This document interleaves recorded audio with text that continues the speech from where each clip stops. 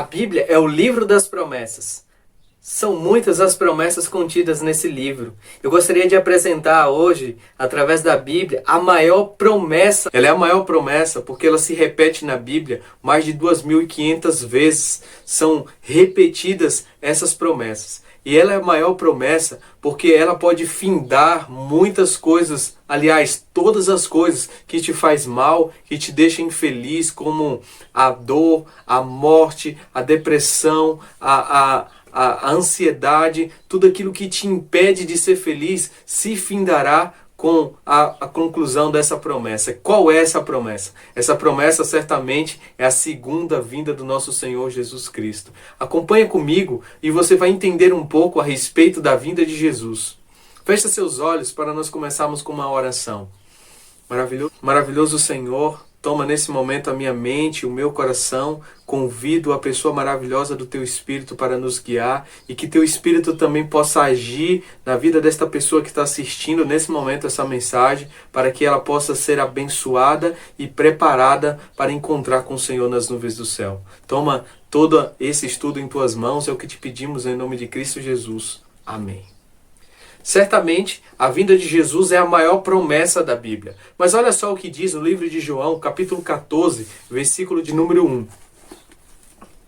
Diz assim: Não se turbe o vosso coração, credes em Deus, credes também em mim. Na casa de meu Pai há muitas moradas. Se assim não fora, eu não vos teria dito, pois vou preparar-vos um lugar. E quando eu for e vos preparar o lugar, voltarei e vos receberei para mim mesmo, para que onde eu estou, estejais vós também. Essa é a promessa de Jesus. E é a promessa daquele que não falha, daquele que não erra, daquele que já prometeu vir pela primeira vez e veio. E nos prometeu vir a segunda vez e certamente virá.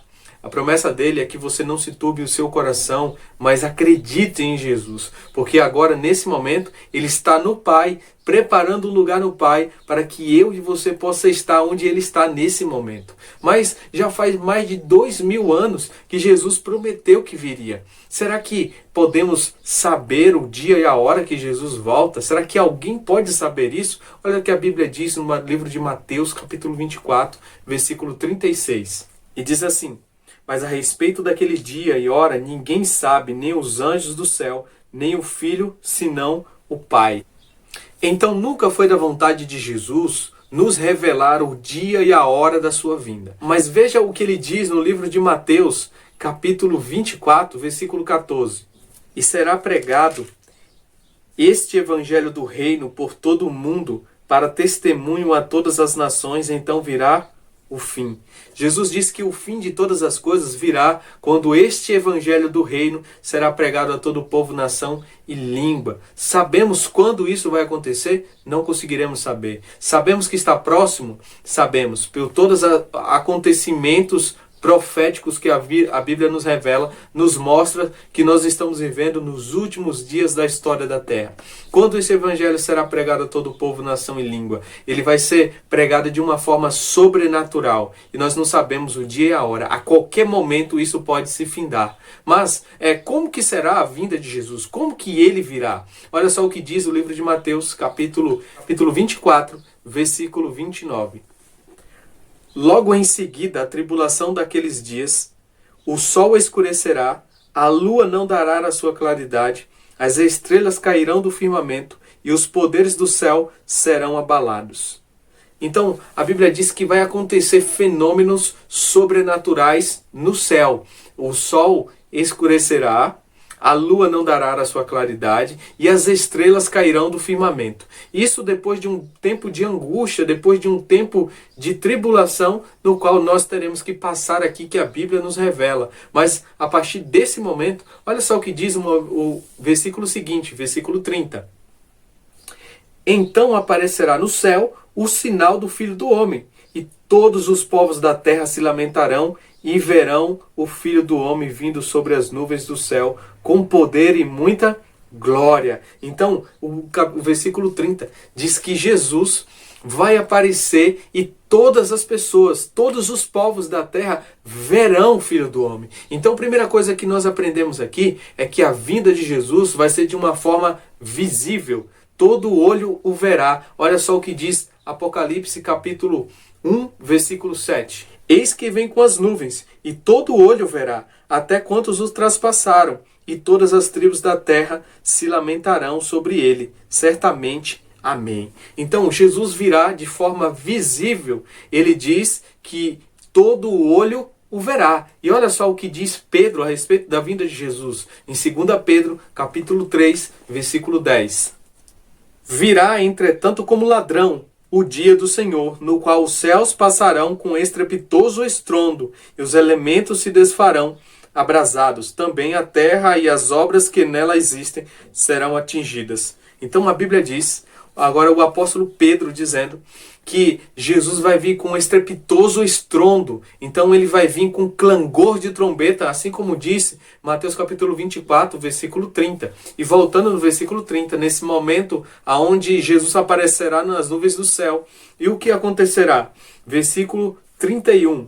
E ele enviará os seus anjos com grande clangor de trombeta, os quais reunirão os seus escolhidos dos quatro ventos de uma a outra extremidades dos céus. Então, nesse momento que Jesus aparecer nas nuvens do céu, por que todo olho verá? Como que todo olho verá Jesus? Isso é fácil de te explicar. Existe unicamente um sol e todo olho vê esse sol. Toda a humanidade vê esse único sol. Então, é dessa forma que Jesus vai aparecer. Ele vai aparecer em um determinado lugar aonde todo olho o verá. Ele enviará os seus anjos vão com clangor de trombeta. Quando ele tocar a trombeta, os seus anjos buscarão os seus salvos em todas as cidades, em todos os países, em todos os lugares da terra, e reunirão eles agora na presença de Jesus. E nesse momento, o que acontecerá? Olha só o que diz Mateus capítulo 25, versículo 31. Diz assim: quando vier o Filho do Homem na sua majestade e todos os anjos com ele, então se assentará no trono da sua glória, e todas as nações serão reunidas em sua presença. E ele separará um dos outros, como o pastor separa dos cabritos as ovelhas, e porá as ovelhas à sua direita, mas os cabritos à sua esquerda. Então dirá o rei aos que estiverem à sua direita: vinde benditos de meu Pai, entrai na posse do reino, que vos está preparado desde a fundação do mundo. Então, nesse momento, Jesus, ele não vem mais como um bebê indefeso. Ele vem agora como Rei dos Reis, Senhor dos Senhores. E ele vem para recompensar cada um segundo as suas obras. E nesse momento, ele vai dividir os salvos dos perdidos. E de um lado direito, os salvos, e do lado esquerdo, os perdidos. E olha só o que ele dirá aos salvos. Ele dirá: vinde benditos de meu Pai, tomai posse do reino que está preparado desde a fundação do mundo. Nesse momento, qual vai ser as palavras dos salvos, daqueles que se prepararam, que viveram uma vida de santificação, se entregaram através do batismo e viveram a fé que Jesus proporcionou para eles? O que falarão essas pessoas? Olha que Isaías capítulo 25, versículo 9 diz. E diz assim: naquele dia se dirá: eis que este é o nosso Deus, em quem esperávamos, e ele nos salvará. Este é o Senhor, a quem aguardávamos, na sua salvação exultaremos e nos alegraremos. Então todas as pessoas que se prepararam para a vinda de Jesus, que viveram segundo a palavra de Deus, nesse momento dirá: este é nosso Deus em que nós aguardávamos. Nele está a nossa salvação. E vai ser um momento de grande alegria, de festa, porque nesse momento todos os seus problemas são resolvidos. Agora ele será transformados, incorruptíveis, imortais, e viverão para sempre com o Senhor Jesus. Mas um outro grupo, o que Jesus dirá ao outro grupo? Livro de Mateus, capítulo 25, versículo 41. E diz assim: então o rei dirá também aos que estiverem à sua esquerda: apartai-vos de mim, malditos, para o fogo eterno, preparado para o diabo e seus anjos. Nesse momento, vai ser um momento muito triste para aqueles que não se prepararam para a vinda de Jesus, não entregaram a vida a Jesus e não viveram segundo a palavra de Deus. Nesse momento também, esse grupo de pessoas, eles vão falar algo. E o que eles vão falar? A Bíblia também revela o que eles irão falar. Os salvos dirão: este é nosso Deus em quem nós esperávamos, nele está a nossa salvação. Os que não se prepararam para Jesus, olha o que eles dirão. Está em Apocalipse capítulo 6, versículo 15. E diz assim: os reis da terra, os grandes, os comandantes, os ricos, os poderosos e todo escravo e todo livre se esconderam nas cavernas e nos penhascos dos montes e disseram aos montes e aos rochedos: cai sobre nós e escondei-nos da face daquele que se assenta no trono e da ira do Cordeiro, porque chegou o grande dia da ira deles. E quem é que pode suster-se? Então, nesse momento, todos aqueles, os grandes, os poderosos, os escravos, imagina agora governadores, pastores, pessoas, todos aqueles que até professaram o nome de Deus, mas não se prepararam para a vinda de Jesus, não suportam ver a sua glória. E nesse momento, aonde ele começa a dividir os cabritos das ovelhas, esse grupo que não se preparou, eles dizem: pedras e rochedos caiam sobre nós para nos esconder da face desse que está sentado no trono. Porque quem pode suster-se? Eles agora não podem suster-se da presença de Deus. Mas nesse momento, é um momento muito difícil, mas muito alegre para outros, muito triste para uns. Eles tentam buscar a morte.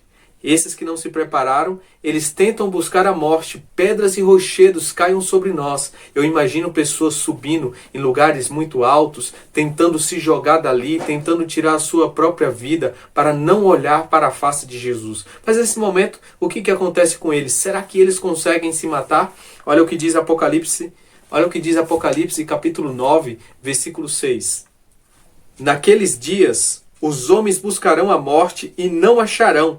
Também terão ardente desejo de morrer, mas a morte fugirá deles. Porque nesse momento, a Bíblia diz que quando Jesus aparecer nas nuvens do céu, todo o olho verá. E eles agora, por não acreditar que muitas pessoas falaram, pregaram para que eles pudessem se preparar para a vinda de Jesus, eles não acreditaram. Mas nesse momento eles vão ter que ver Jesus vindo nas nuvens do céu. E o que mais acontecerá nesse momento? Olha só o que diz no livro de Tessalonicenses capítulo 4, 1 Tessalonicenses capítulo 4, versículo 16.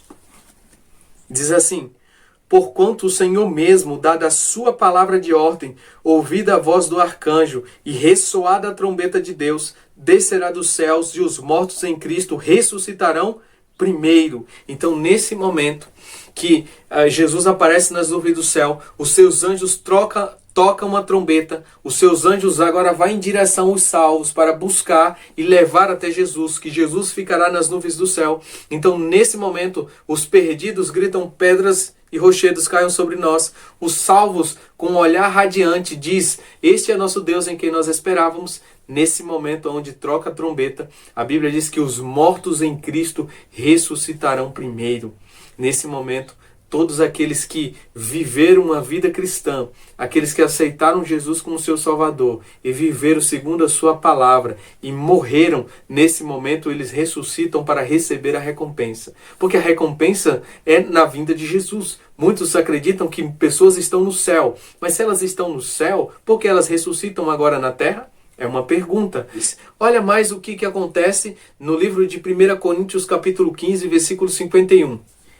Eis que vos digo um mistério: nem todos dormiremos, mas transformados seremos todos, num momento, num abrir e fechar de olhos, ao ressoar da última trombeta. A trombeta soará, os mortos ressuscitarão incorruptíveis, e nós seremos transformados, porque é necessário que este corpo corruptível se revista da incorruptibilidade e que o corpo mortal se revista da imortalidade. Então, nesse momento onde Jesus toca, os seus anjos tocam a trombeta e a voz do arcanjo, a voz de Jesus, os mortos ressuscitam. Num abrir e fechar de olhos, nós somos transformados. E nesse momento, olha só o que diz o capítulo 4 de 1 Tessalonicenses, versículo 17.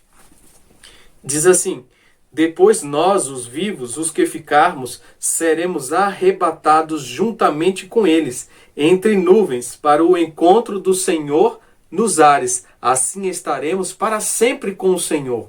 Então, esses versículos da Bíblia me enchem o meu coração de esperança, porque agora a recompensa de cada um na vinda de Jesus. Então, nesse momento, os mortos em Cristo ressuscitam, os vivos serão transformados e, nesse momento, seremos arrebatados juntamente com eles. Com eles quem? Com eles agora, com aqueles amigos, parentes que morreram em Cristo Jesus e que ressuscitaram agora nessa primeira ressurreição. A Bíblia fala de uma segunda ressurreição, que é a ressurreição daqueles que morreram perdidos. Isso nós vamos estudar no segundo estudo. Você se prepara, porque o próximo estudo nós iremos falar sobre o tempo que passaremos no céu, que a Bíblia diz e chama ele de 1000 anos.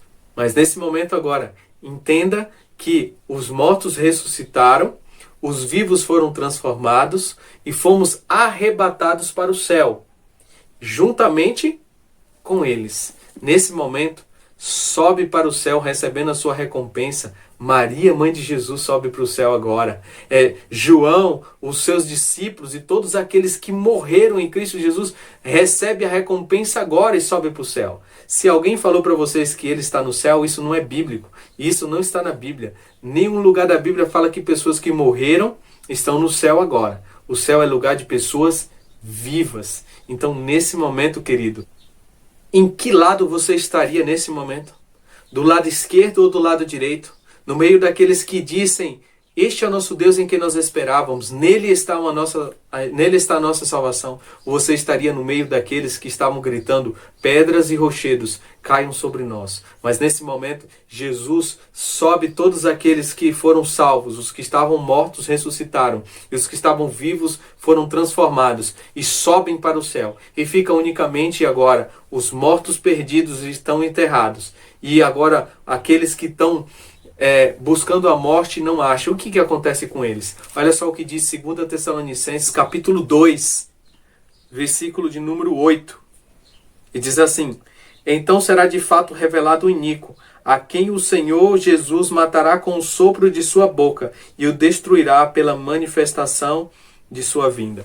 Então a Bíblia deixa claro que nesse momento que subirmos para o céu, os que não aceitaram a Jesus como seu Salvador, não se prepararam para a vinda de Jesus, serão mortos pelo sopro da sua boca, pela manifestação da sua vinda. Querido, eu gostaria de agora falar direto ao seu coração. Se isso acontecesse nesse momento agora, na condição que você está aí agora, de que lado você estaria? Você estaria do lado direito? Estaria do lado esquerdo? Estaria do lado daqueles que diria, este é o nosso Deus em quem nós esperávamos, nele está a nossa salvação? Ou você estaria no meio daqueles que gritariam, pedras e rochedos caiam sobre nós para nos esconder da face daquele que está sentado no trono? Querido, a vida é lhe dada para que você viva para a glória de Deus.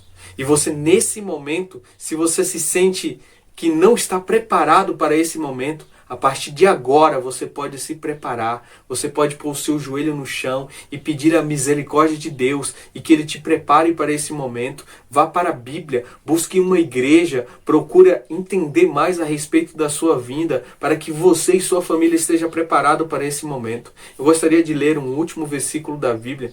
Esse versículo está no livro de Lucas, capítulo 21, e o versículo 34. E diz assim: acautelai-vos por vós mesmo, para que nunca vos suceda que o vosso coração fique sobrecarregado com as consequências da orgia, da embriaguez e das preocupações deste mundo, e para que aquele dia não venha sobre vós repentinamente como um laço, pois há de sobrevir a todos os que vivem sobre a face da terra. E vigiai, pois, a todo tempo, orando para que possais escapar de todas estas coisas que tem de suceder e estar de pé na presença do Filho do Homem. A Bíblia está dizendo para mim e para você, acautelai-vos, toma cuidado, se preocupa com você mesmo, para que não suceda que o vosso coração esteja sobrecarregado com as consequências deste mundo, com as preocupações deste mundo. Não adianta você conquistar tudo aqui e não estar preparado para esse momento. Não adianta você fazer o que você quer e desfrutar de todos os seus gostos e nesse momento você não está preparado para desfrutar de algo muito maior do que essas coisas que corremos atrás aqui. Então esse é o momento de você entregar completamente a sua vida a Jesus. Está muito próximo, eu tenho plena certeza que é essa geração onde Jesus volta. E você precisa estar preparado, querido. Todos os acontecimentos, todas as profecias da Bíblia apontam que nós estamos vivendo nos últimos dias da história dessa terra. E você foi escolhido para que você estivesse nos últimos dias da história dessa terra. Não para que estivesse gritando pedras e rochedos caiam sobre nós, mas para que você estivesse preparado e dizer: este é o nosso Deus em quem nós esperávamos. Que Deus abençoe a sua vida e que você se prepare para encontrar com o Senhor nas nuvens do céu. Feche seus olhos e vamos orar. Maravilhoso Senhor, nesse momento nós colocamos a nossa vida em Tuas mãos. Pedimos que a Tua graça, a Tua misericórdia encontre nesse momento lugar e morada no nosso coração, para que assim a Tua graça e a Tua misericórdia possa transformar a nossa vida, para que nós possamos estar preparados para esse momento. Toma esta pessoa, Senhor, que acabou de assistir essa mensagem nesse momento. Que nesse momento o Senhor, através do Teu Espírito, trabalhe de forma poderosa em seu coração, lhes preparando e preparando sua família para o encontro do Senhor nos ares. É o que te pedimos em nome de Cristo Jesus.